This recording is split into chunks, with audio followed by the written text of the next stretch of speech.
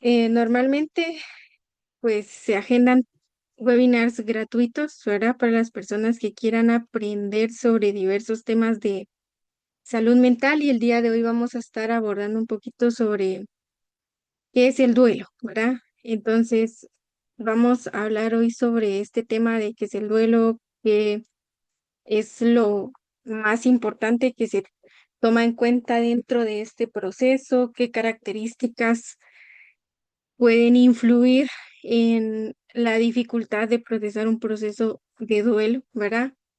Y por último, vamos a hacer un ejercicio que creo yo que va a ayudar mucho a personas que en algún momento, pues, han estado en un proceso de duelo, ¿verdad? Entonces, vamos a iniciar. En realidad, si alguien tuviera alguna pregunta o algo así, puede levantar la manita o escribirlo en el chat y yo con mucho gusto le voy a responder. Ahorita se está transmitiendo también en Facebook, entonces igual voy a estar aquí viendo un poquito por si hubiera algún comentario o algo así por este otro lado, ¿verdad? Mi nombre es Sofía Orozco, soy psicóloga clínica y el objetivo es brindar conocimiento a cualquier persona que esté interesada en temas de salud mental. Entonces vamos a dar inicio. Primero hablemos un poquito de el duelo. El origen del término, en realidad, la palabra duelo nace del latín dolus, que significa literalmente dolor, ¿verdad? Hay algunos síntomas que pueden manifestarse cuando está en un proceso de duelo. Pueden ser síntomas emocionales como la ansiedad, por ejemplo, que recordemos que la ansiedad es una emoción que surge por miedo al futuro, por miedo a algo que puede ser una amenaza real o imaginaria del futuro. Pueden haber síntomas emocionales también como el miedo, que el miedo surge ante la percepción de algo amenazante en el presente o cuando en realidad en el presente existe una amenaza, ¿verdad? La culpa, por ejemplo, que es una emoción también, esta emoción surge específicamente como enojo hacia uno mismo por algo que pasó, ¿verdad? Que uno no logra determinar o definir en realidad qué tan fuerte es el grado de culpa que uno siente y en muchos casos, en un duelo, por ejemplo, puede existir culpa. Pensemos en una persona que perdió a alguien, por ejemplo, en contexto de un hospital y siente culpa con respecto a por qué no lo ayudé antes, por qué no lo llevé antes al hospital, por qué no hice algo antes, por qué no me di cuenta, ¿verdad? La confusión que surge cuando uno no está seguro de algo, cuando uno no tiene claro qué es lo que sucedió, ¿verdad? Esto surge mucho en muertes o fallecimientos que son de un momento a otro, que en realidad el cerebro de la persona no está procesando claramente la situación. La tristeza, que también es una emoción que surge cada vez que hay una pérdida, ¿verdad? Y el duelo en realidad surge cuando hay una pérdida. Dentro del ámbito de salud mental le llamamos duelo a aquellos momentos donde existe una pérdida de muerte, ¿verdad? Es decir, la persona fallece y no vamos a volverla a ver. Hay otros duelos a los que les llamamos microduelos, que están presentes cuando hay una pérdida, pero no es una pérdida tan significativa como haber perdido físicamente a alguien, ¿verdad? Pero puede ser una pérdida como la pérdida del trabajo, como una pérdida de una amistad de mucho tiempo, como la pérdida de una relación de pareja, como un divorcio, una separación, la pérdida, bueno, en realidad la pérdida de una mascota, hablando de que se escapó y no regresó, es un microduelo, pero si hablamos de pérdida física, también podemos denominarlo como un duelo, ¿verdad? Entonces, existen estos síntomas. Pueden haber síntomas físicos, tomando en cuenta que el duelo en realidad implica emociones como la tristeza, por ejemplo, Algo que sucede es que nuestro corazón se contractura, es decir, que se hace como más pequeñito, se aprieta en algún momento.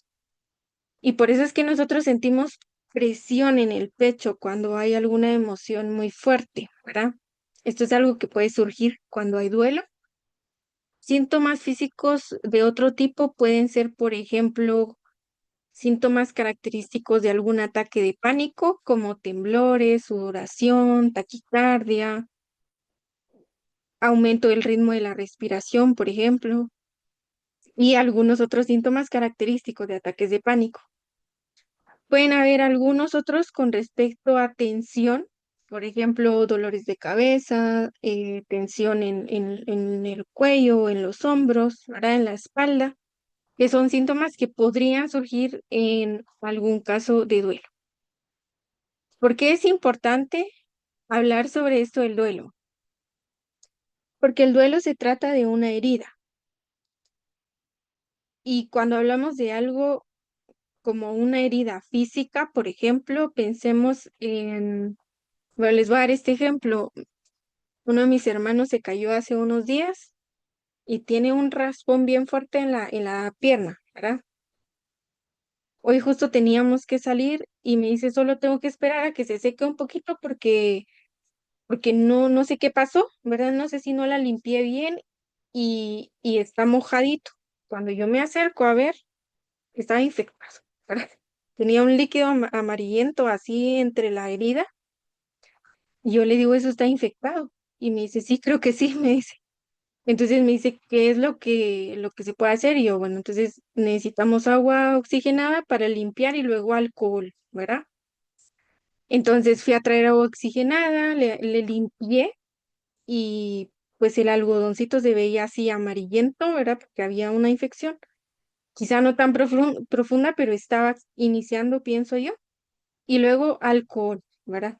En el momento del alcohol, lo que hizo fue cerrar los ojos para no sentir el dolor o para regular el dolor. Y yo pienso en esto. Hay muchas cuestiones emocionales de salud mental que no son observables como una herida física, ¿verdad?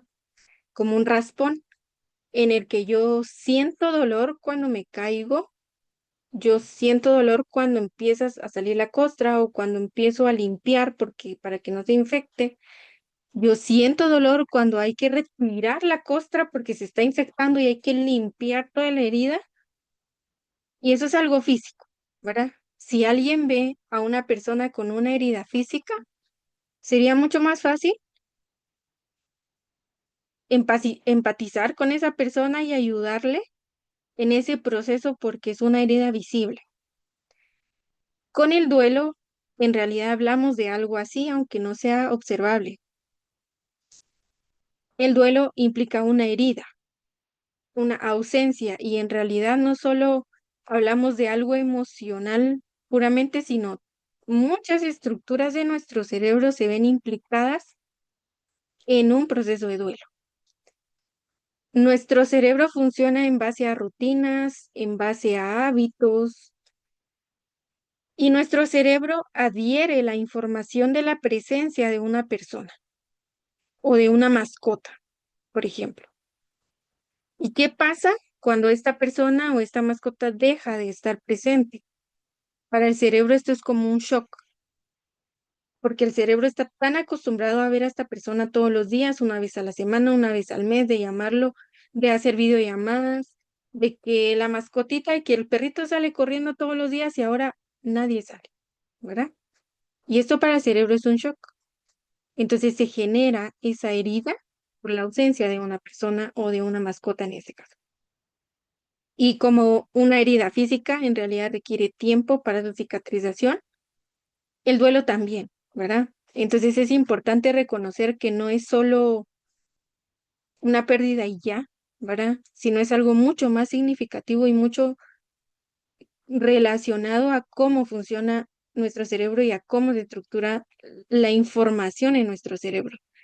Y ese cambio de que nuestro cerebro detecte la presencia de alguien a que deje de detectarla es complicado y es progresivo, ¿verdad? No pasa de un momento a otro, así como si uno se raspa, no al minuto uno va a tener una costra y al otro minuto ya va a estar limpia la herida. No es así, ¿verdad? En un proceso de duelo pasa lo mismo, es algo progresivo y algo que requiere cuidado. ¿Qué factores influyen en esto de el duelo y qué tan complicado puede ser? Primero, podemos tomar en cuenta recursos de afrontamiento, es decir, que depende de cuántos recursos de afrontamiento tenga la persona, de esta manera va a ser más fácil o más complicado transcurrir ese proceso de duelo. ¿Cuáles recursos de afrontamiento? Por ejemplo, resiliencia, que la resiliencia es la capacidad, yo le llamo así como de florecer en medio de la adversidad, ¿verdad? Em, la capacidad como de mantenerse firme a pesar de las adversidades del entorno. Por ejemplo, pienso en las palmeras. Las palmeras son árboles, son plantas con una capacidad de resiliencia tan fuerte que cuando la estructura normal de una palmera está recta. Cuando vienen fuertes vientos, la palmera tiene la capacidad de doblegarse hacia donde va el viento y luego volver a su forma natural. No se quiebra. Hay otros árboles definitivamente que se quiebran con el viento, pero la palmera no. Tiene la capacidad de doblegarse y de moverse en base a la orientación del aire. Eso es resiliencia, ¿verdad? Pero en realidad, muchas veces o en la mayoría de casos, creo yo, no se enseña estas habilidades de cómo manejar las adversidades y doblegarme en base a dónde va el viento para no romperme. Entonces, una persona que tiene más recursos de afrontamiento va a tener mucha más facilidad para transcurrir un proceso de duelo, ¿verdad?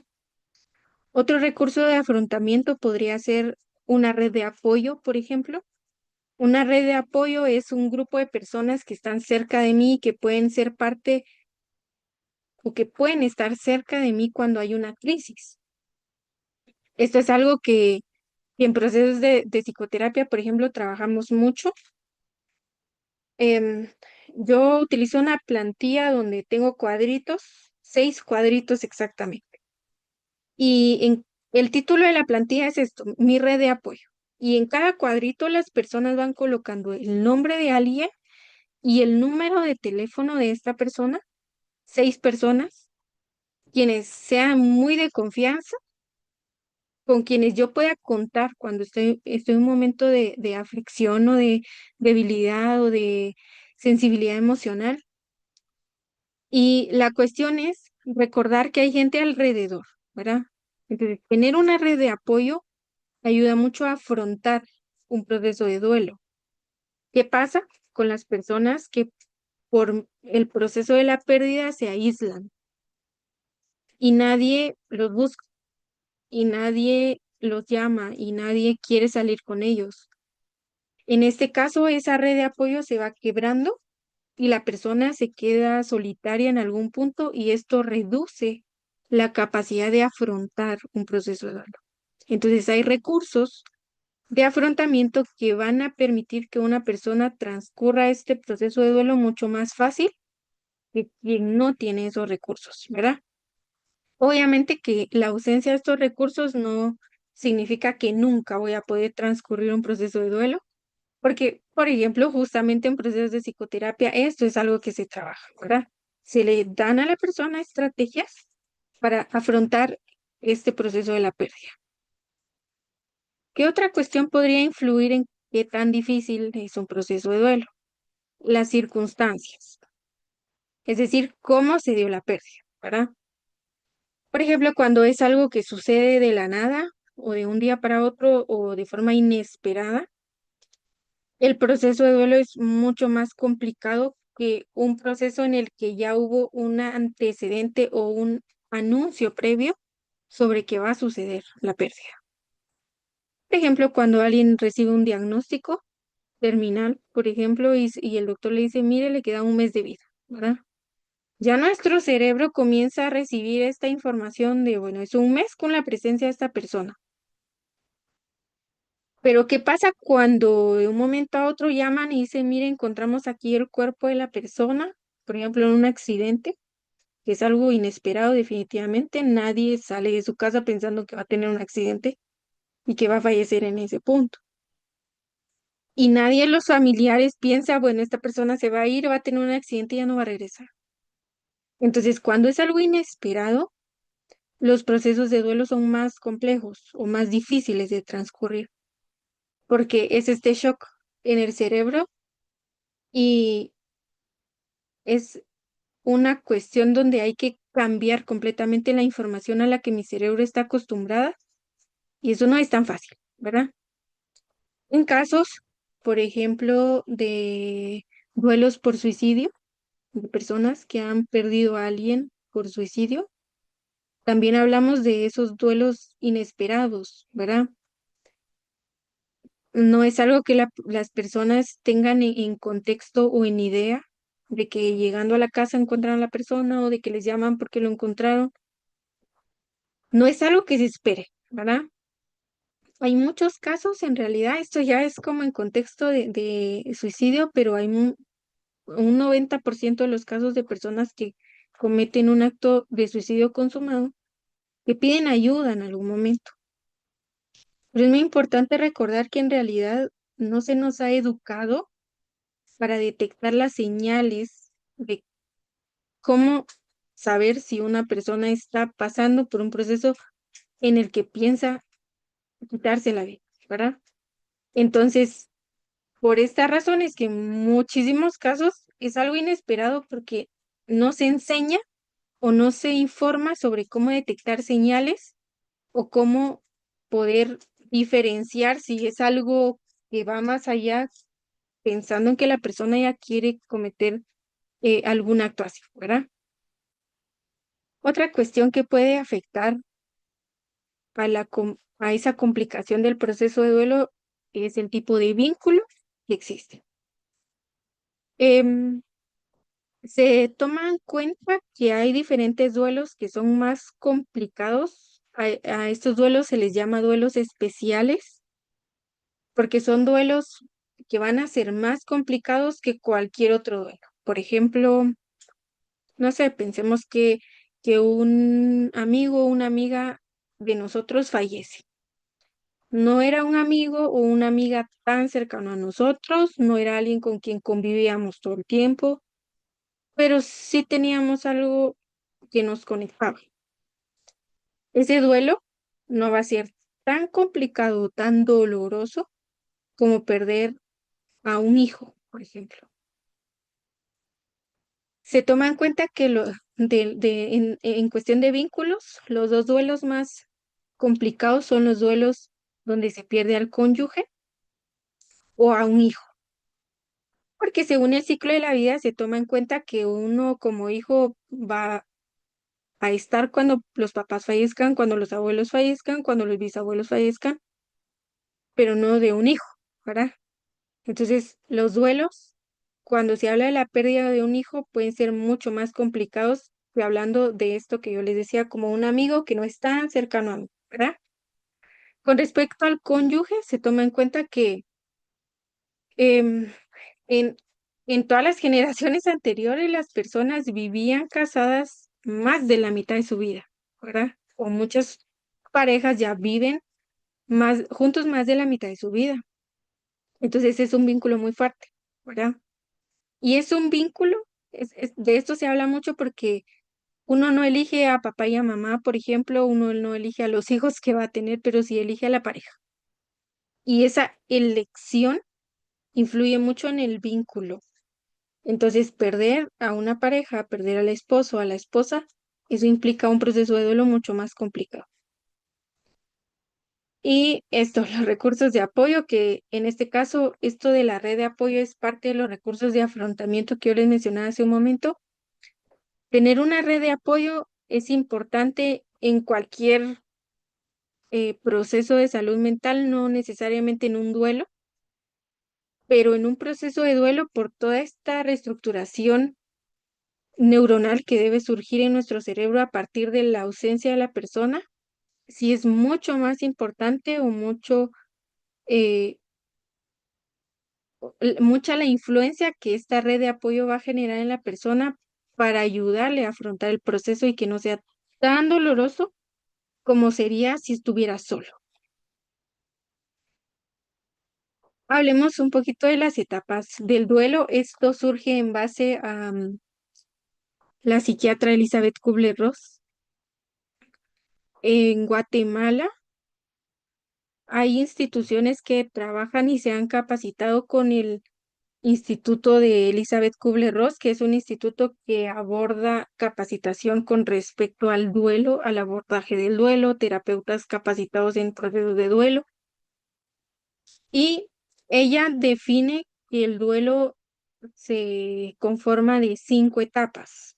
Algo muy importante es que no se dan las 5 etapas en todas las personas, que no son lineales, es decir, que no aprecia la primera, la segunda, la tercera, sino a veces la persona puede empezar hasta la segunda, ¿verdad? O a veces hasta la cuarta, o puede ir variando este ciclo de las etapas. No es algo lineal y no es algo necesario en todos los casos. Hay personas que experimentan emociones o acciones muy diferentes a lo que Elizabeth Kubler-Ross estructura, ¿verdad?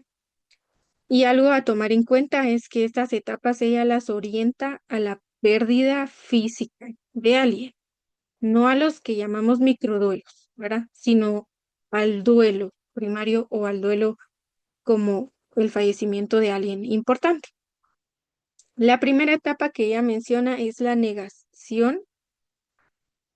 Vemos aquí en la imagen esto como de evitar algo, como no me hablen de esto, o algo como de oponerse a una situación.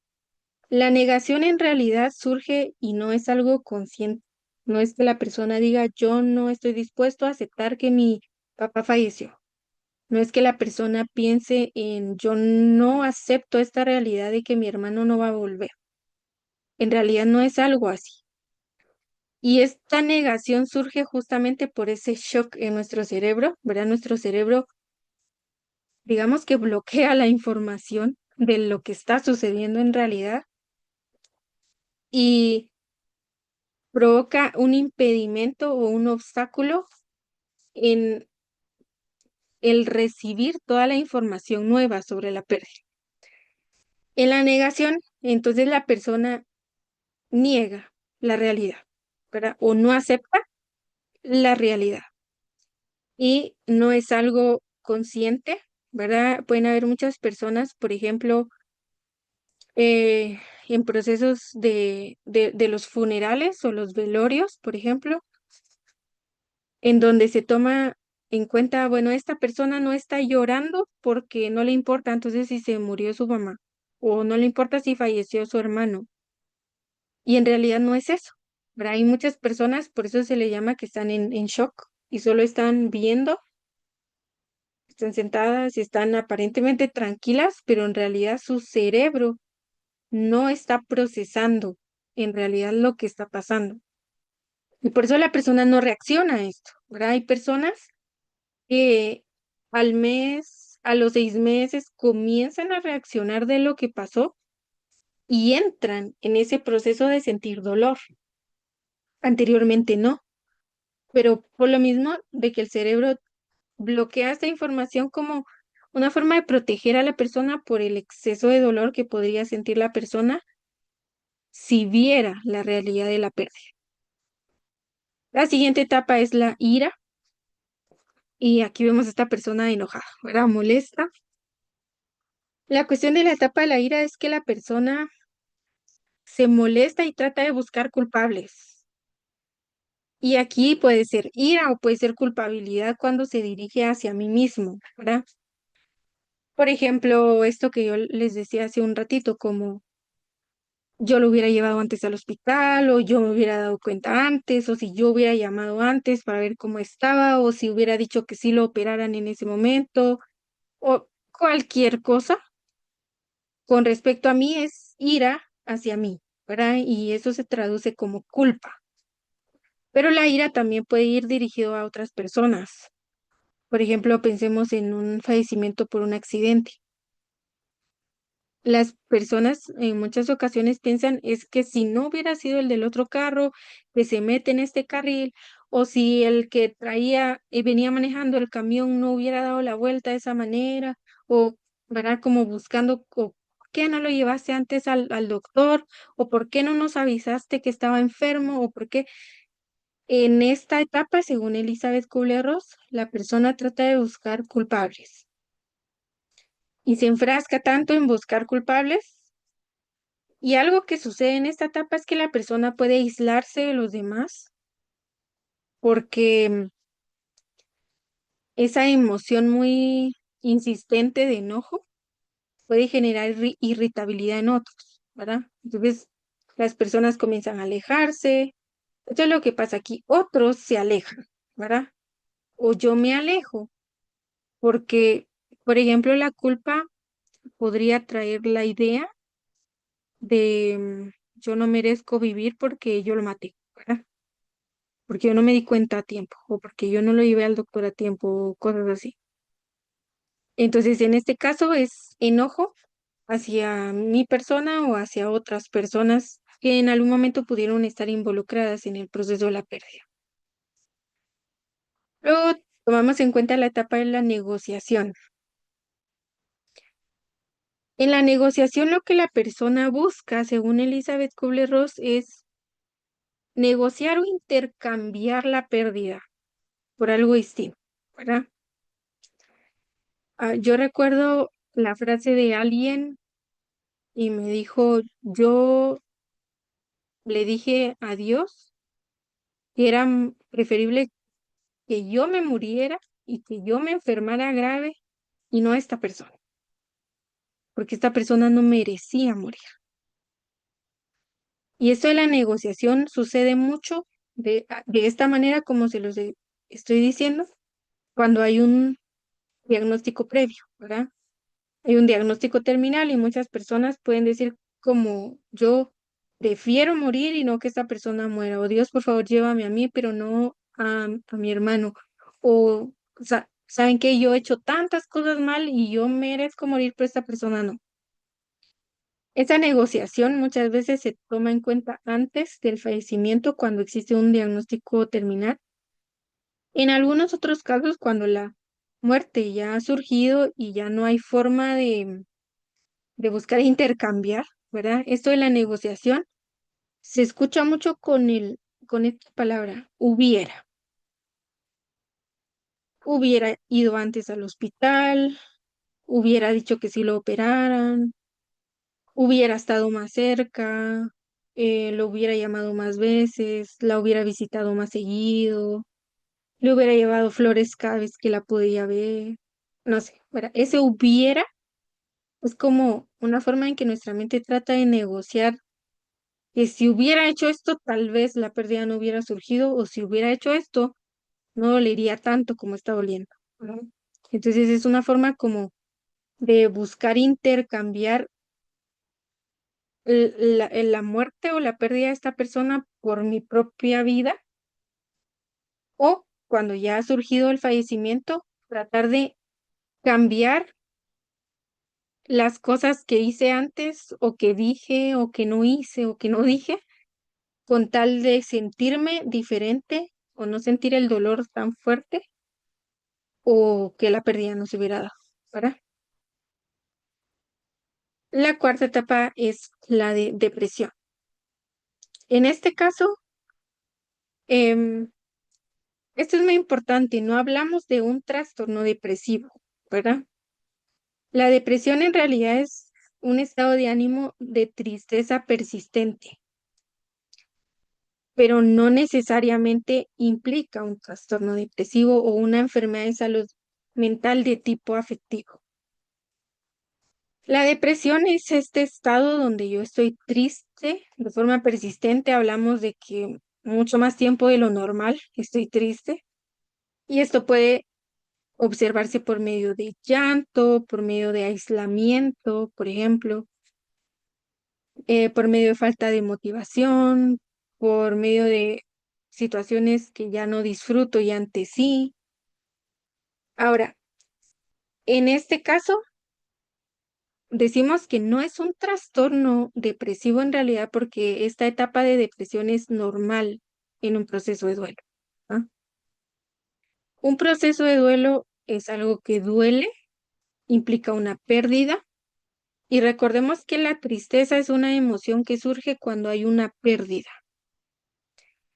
y perdimos físicamente a alguien importante. Entonces la tristeza definitivamente va a presentarse, ¿verdad? La cuestión es que la tristeza o todas las emociones en realidad son inmediatas, tardan pocos segundos en nuestro cerebro, en nuestro cuerpo y se van. Pero luego hay estados de ánimo que mantienen esas emociones, que a esto también le llaman, por ejemplo, sentimientos, porque es como mantener la emoción o seguir sintiendo la emoción, aunque en mi cuerpo, mi sistema nervioso ya no está, ¿verdad? Pero como recordar información, como recordar cuando encontramos el cuerpo, como recordar cuando me dijo adiós, te quiero mucho y falleció en mis manos, como recordar cuando estábamos yendo a buscar una caja para enterrarlo, cuando fuimos al cementerio, cuando llegó la familia y nos dio el pésame. Este recordar puede mantener esa tristeza, ¿verdad? Y en muchas ocasiones, la tristeza o este estado de ánimo triste persistente, que es la depresión, no se va a manifestar en el proceso este de correr, ir, venir por el proceso fúnebre y toda la cuestión, sino a veces es llegar a la casa y ese es el choque del cerebro de no está, y ya no va a regresar, ¿verdad? Entonces comienza ese estado de ánimo triste persistente porque la persona ya no está presente en nuestro día a día y eso era algo que nuestro cerebro tenía como sembrado, ¿verdad? Porque es algo es alguien a quien veíamos todos los días, es alguien con quien convivíamos muchas veces. La última etapa es la de aceptación. Yo aquí, em, todas las etapas venían como en curvita, ¿verdad? Y al descargarme lo movió, entonces por eso se ve así. Pero la última etapa es la de aceptación. En la aceptación, em, Elizabeth Kubler-Ross explica que la persona digamos que se reconcilia con lo que pasó, consigo mismo, porque deja de existir culpa, con los demás, porque ya no existe enojo a los demás, ¿verdad? Y con el proceso de la pérdida, porque la tristeza persistente deja de estar. Y algo muy importante es que puede aparecer otra vez la tristeza y eso es normal, ¿verdad? Por ejemplo, pensemos en los aniversarios. Cuando el primer cumpleaños de la persona, sin la persona, nuestro primer aniversario de matrimonio, em, la Navidad, el Año Nuevo, que le encantaba ir a la playa en Semana Santa y ahora no está, ¿verdad?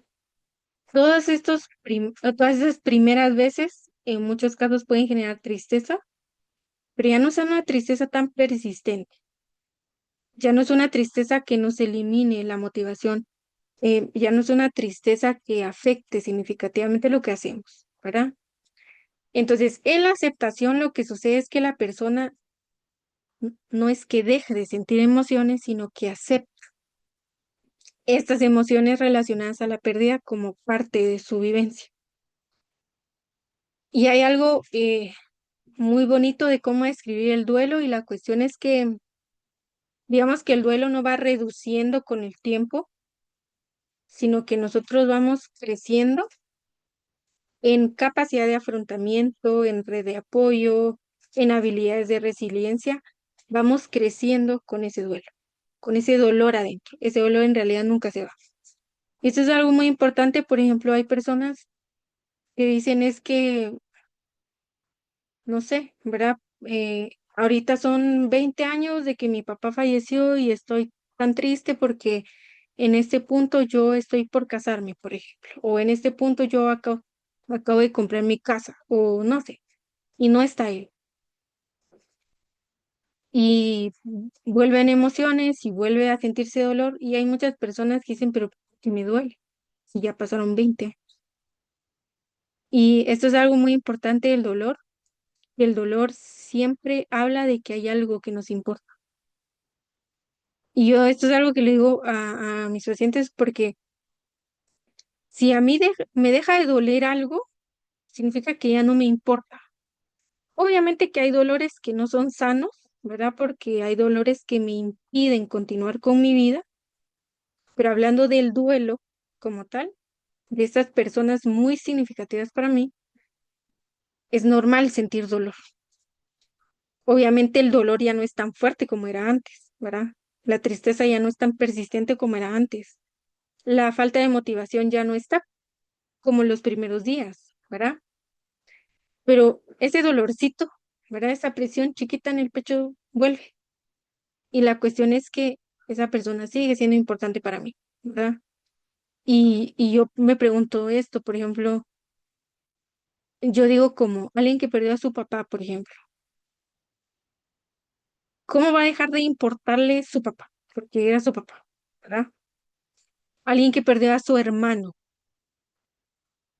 ¿en qué momento deja de importarle su hermano si es que era su hermano, ¿verdad? Entonces, en realidad ese dolorcito puede continuar, aunque ya no es tan fuerte, ni tan persistente, ni nos impide cosas, ni obstaculiza que sigamos con nuestra vida, pero la presencia de ese dolor implica que sigue importando, ¿verdad? Ahora, la cuestión es cómo regular ese dolorcito, que ya no me impide hacer cosas, que ya no me afecta tan significativamente, pero aparece a veces. Esto lo vamos a trabajar con el ejercicio que vamos a hacer de último. Ahora, estrategias de afrontamiento, es decir, ¿qué podemos hacer para poder afrontar mucho más fácil o mejor un proceso de duelo? Lo más importante es darle lugar a nuestras emociones, ¿verdad? Entonces, facilitar la expresión y el manejo de los sentimientos o emociones ligados a la pérdida es muy importante. ¿Qué pasa cuando alguien está llorando porque falleció alguien importante o porque falleció su mascota? Pasa mucho con las mascotas, ¿verdad? Y la gente dice como, ay, por un perro estás llorando, ¿verdad? Yo tengo muchos perros y gatos, ¿no? Y yo veo videos de perros cuando fallecen, cuando los duermen, yo lloro a mares y yo solo pienso, ay, ¿qué voy a hacer yo cuando empiece a morir uno por uno de los perritos que yo tengo? Pero hay gente que no lo ve así, ¿verdad? Hay muchas personas que pueden decir, pero si solo es un animal, puedes comprar otro, puedes adoptar otro, o lo que sea y ya, pero no se dan cuenta del vínculo, ¿verdad? Es como que yo dijera como, ay, pero si solo era tu hermano, pues ahora tenés otro hermano, ¿para qué estás llorando por este? Es algo así en realidad cuando a alguien sí le importa mucho el vínculo con sus mascotas. Entonces, facilitar la expresión es muy importante y socialmente, en Guatemala, por ejemplo, las personas invalidan muchísimo las emociones. Yo sé que muchas veces no lo hacen conscientemente porque yo recalco mucho esto, no nos enseñan, no nos dan información de cómo actuar ante algo. Y en Guatemala alguien ve llorar a otra persona y es como, "Ay, mire, todo va a estar bien, todo va a estar bien, ¿verdad? Como para apagarle el llanto. Es como un incendio y yo le estoy echando agüita ahí para que se apague, porque me incomoda. Y en el proceso de duelo, frases muy comunes son como, más cuando hablamos de que Guatemala es un país muy religioso, por ejemplo, pero es que mire, él ya está en el cielo, usted no se preocupe, ya está con Dios, ¿verdad? Y yo recuerdo, esto lo hablo mucho con una de mis amigas, y yo le digo, yo no entiendo por qué la gente dice eso, y yo de verdad, yo diría, yo creo en Dios, ¿verdad? Pero yo diría como a mí, ¿qué me importa si ya está en el cielo? Pues a mí me duele que ya no esté aquí conmigo. Y la gente trata como de desviar la atención o como de ver lo bueno de la situación o como, mires que no esté llorando porque por lo menos ya no está sufriendo, ¿verdad? Y yo digo, en mi mente yo digo, ya no está sufriendo él o ella, pero yo sí. Y eso es lo que está importando, lo que me está importando ahorita, ¿verdad? Entonces, en cuestión religiosa, en cuestión social, la gente trata de apagar esa tristeza o ese dolor. Y entonces, ¿qué pasa? Que uno se reprime mucho, el término de reprimir habla de que yo oculto o escondo cosas. Y yo a mis pacientes le pongo mucho este ejemplo, como que haya mucho polvo en la clínica y que tengamos una alfombra en el centro y que cada vez que va a llegar alguien yo barra el polvo abajo de la alfombra y lo tape. Y luego, ¿qué pasa? Si llega alguien un día y levanta la alfombra y todo está lleno de suciedad, eso es reprimir, como esconder algo, pero sigue estando ahí, ¿verdad? Entonces, cuando pensamos como es que yo tengo que estar bien, es que yo no tengo que estar llorando por esto, es que yo tengo que dejar de sufrir porque esta persona ya no está, porque dicen que pues ya está con Dios o que ya no está sufriendo, que por lo menos ya está mejor o lo que sea. Eso es solo esconder todo debajo de la alfombra y bajar la alfombra, pero sigue estando ahí. Entonces, el validar las emociones es algo muy importante. Y eso es algo que yo recalco mucho en procesos de psicoterapia porque hay muchos momentos en donde uno espera que los demás siempre estén ahí para validar cómo está bien que llores, está bien si te sentís mal, está bien, pero no siempre va a haber eso. Muchas personas no lo van a hacer naturalmente porque no les enseñaron a hacer, no porque no quieran, sino porque no pueden.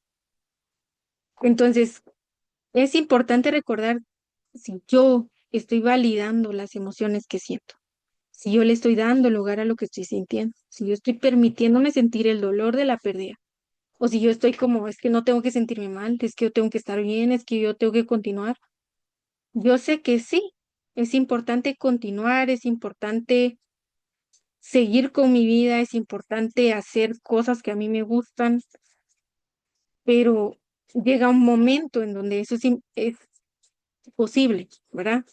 Pero inicialmente en el proceso de cuando acabo de perder a alguien, no es algo que yo pueda hacer tan fácil, ¿verdad? Segundo, facilitar una despedida y la posibilidad de volver a encontrar sentido de vida. Creo que esto es algo que influyó mucho en todo el proceso de pandemia. Muchas personas que perdieron a alguien por el COVID no tuvieron la oportunidad de despedirse de este proceso de velar el cuerpo de la persona, de recibir familiares, de ir a sepultar el cuerpo, de hacer como este ritual de antes de enterrar a la persona.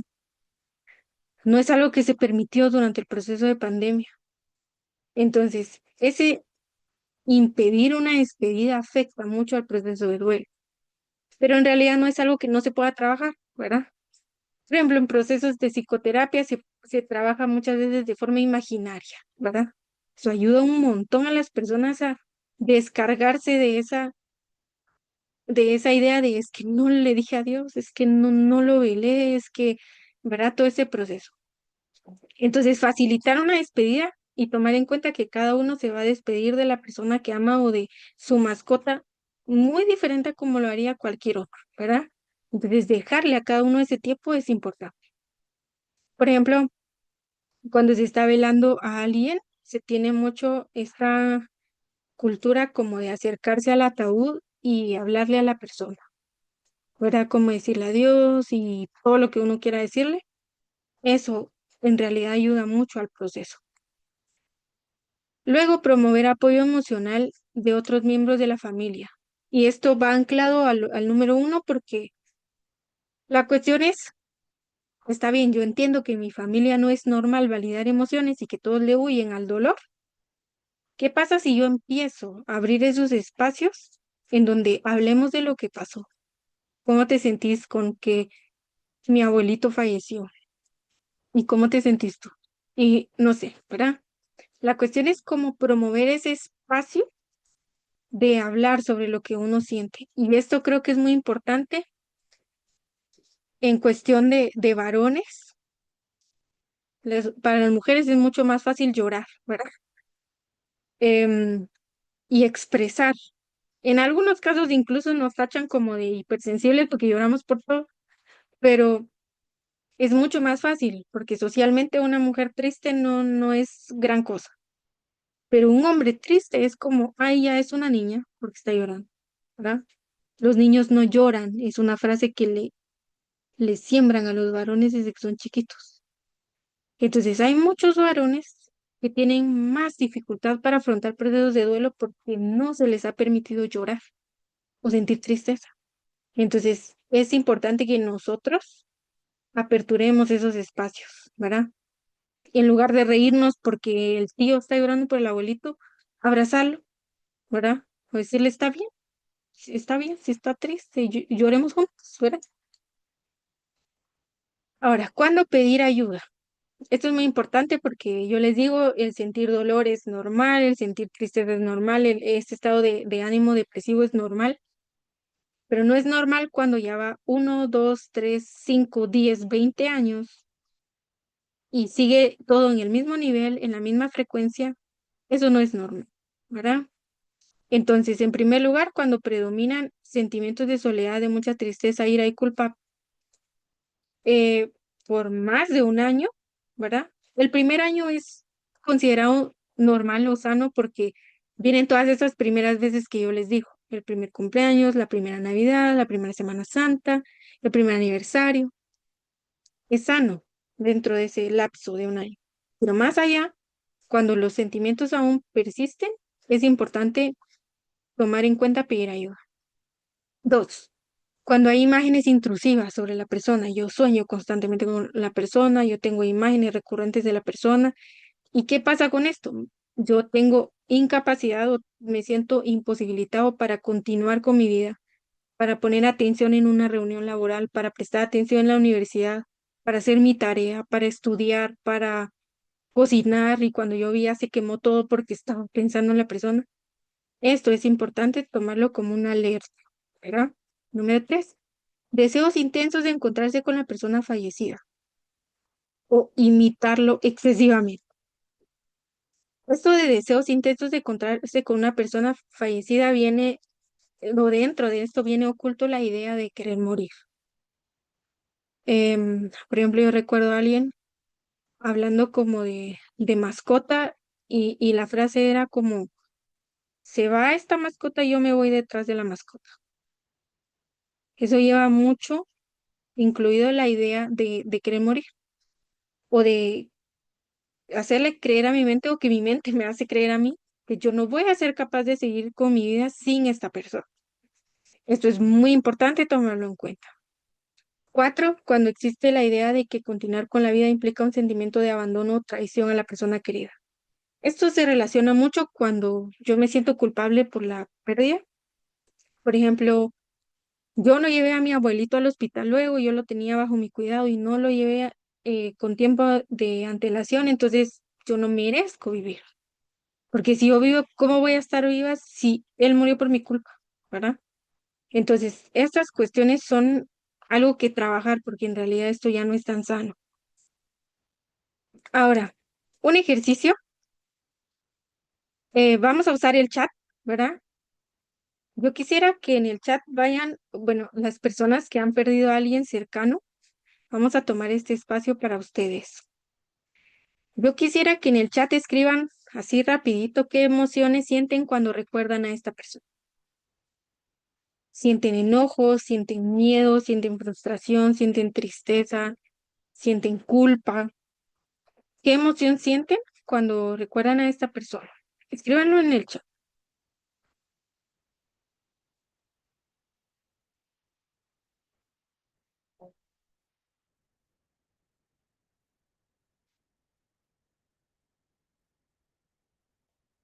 Muy bien.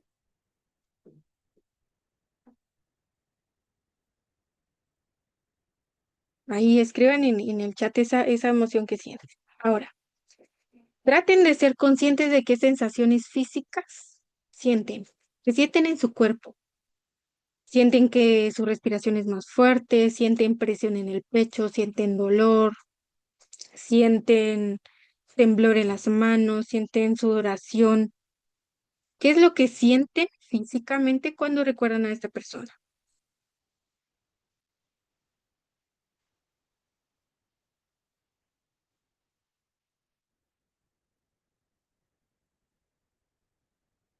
Sean conscientes de cómo se siente su cuerpo ahorita que están recordando a esta persona.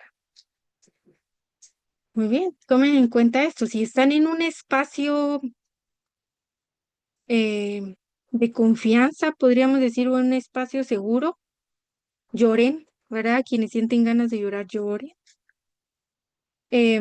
Quienes sienten ese dolorcito en el pecho, solo cierren los ojos y traten de ser muy conscientes de ese dolor, de cómo se siente. Ahora van a abrir los ojos despacito y vamos a anotar esto en el chat también. ¿Qué características de esa persona quieren recordar? Por ejemplo, que era muy risueño y por todo se reía y le sacaba chiste a todo y así. O que era muy amigable, por ejemplo, que era muy honesto, que ayudaba mucho a los demás. ¿Qué características de esa persona quisieran recordar siempre? ¿Quieren re-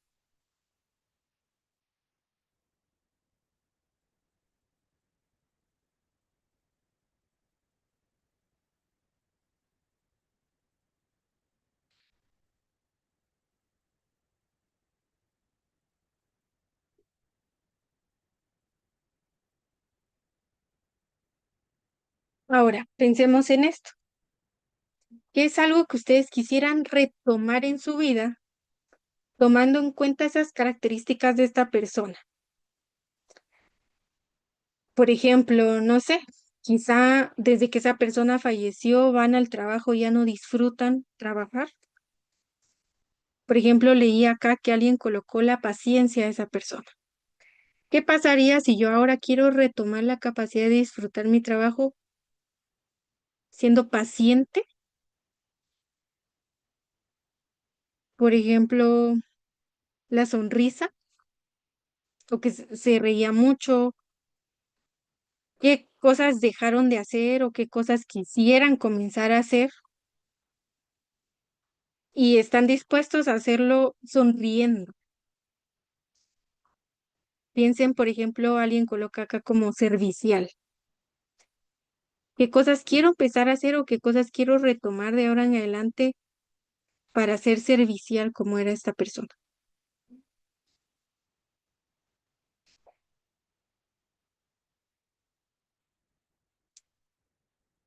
Por ejemplo, acá veía como que era una persona que siempre daba ánimos en situaciones difíciles. ¿Qué acciones quiero tomar yo de ahora en adelante o quiero retomar en donde yo pueda, tal vez no darle ánimos a otros, pero yo darme ánimos a mí y recordar que puedo continuar, que soy capaz de seguir, que puede doler, sí, porque me importa, pero que soy capaz de seguir con mi vida.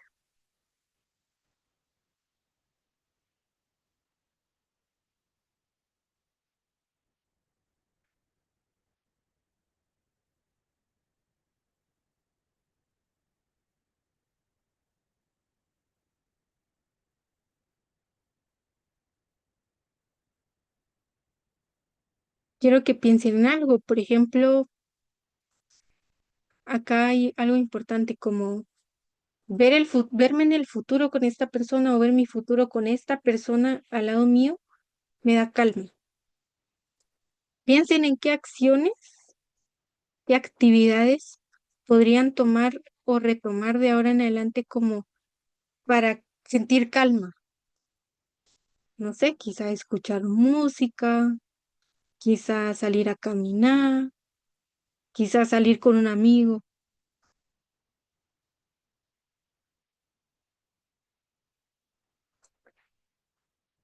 Muy bien.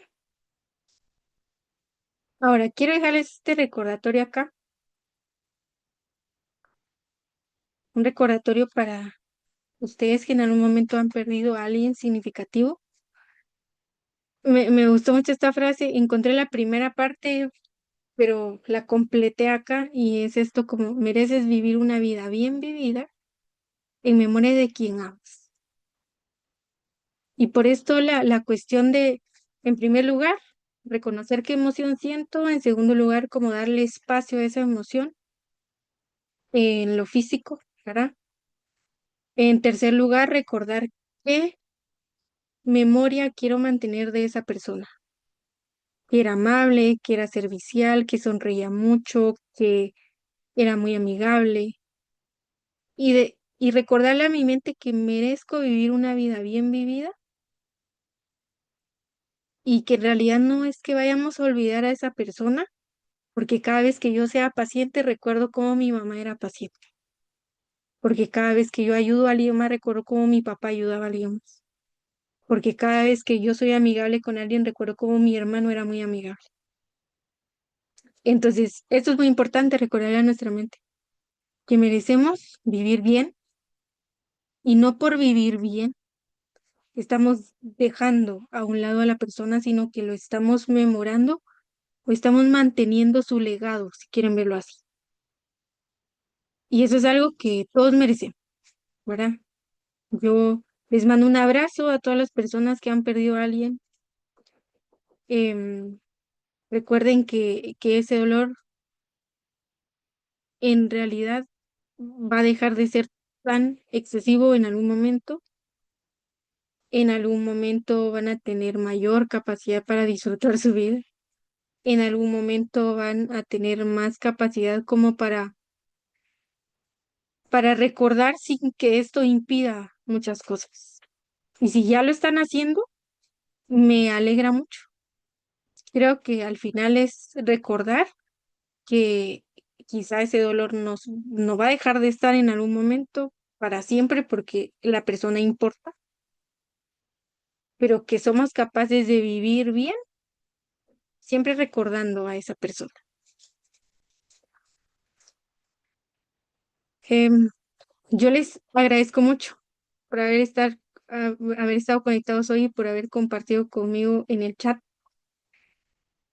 Acá les dejo información sobre la clínica por si en algún momento alguien detecta estas cuestiones de pedir ayuda y dice, sí, necesito trabajar en mí, en ese proceso, porque me está afectando mucho más de lo que es sano. Tomen en cuenta que quizá no necesariamente tiene que ser conmigo, pero tenemos muchas opciones de psicoterapeutas que pueden apoyarles en su proceso, ¿verdad? En el caso de que no tengan acceso a pagar a alguien, recuerden que en los centros de salud, en los hospitales, en las universidades de San Carlos o universidades privadas hay clínicas psicológicas y pueden acudir ahí para iniciar su proceso, ¿verdad? Recuerden que su salud mental es muy importante. Y creo yo que esa frase de merezco vivir bien es orientada también a que yo reconozco que hay algo que no está completamente bien y que puedo pedir ayuda para vivir esa buena vida que quiero vivir, ¿verdad? Entonces les agradezco mucho. em, Espero que les haya gustado lo que hablamos hoy, ¿verdad? Estén pendientes de las publicaciones. Normalmente en Facebook se comparte cuando hay algún webinar gratuito que se agendan constantemente. En todas las redes sociales, Instagram, TikTok y Facebook, encuentran la página como @crocus.gt. Ahí está el número de WhatsApp por si necesitan información de algo.